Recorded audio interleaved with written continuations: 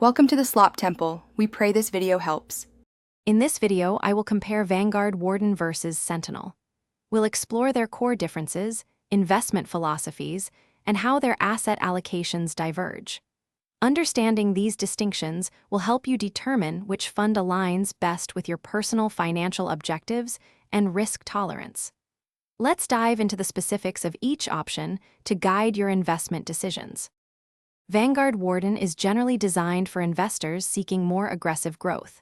It typically allocates a significant portion, often between 70% and 80%, to equities, including both domestic and international stocks.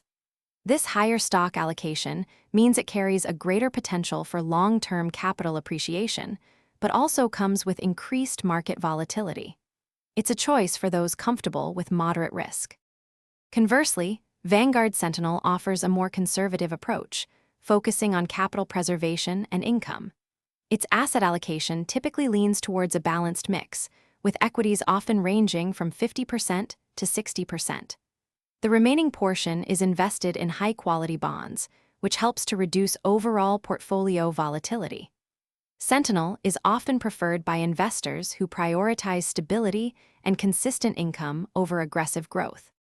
Choosing between Warden and Sentinel depends on your individual financial situation, risk tolerance, and investment timeline.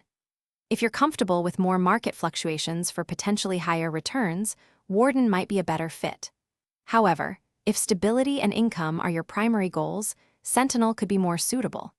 Remember to check the description for a link to leak-proof meal prep containers and other great deals to help you stay organized. Thanks for watching. Consider subscribing if we helped you.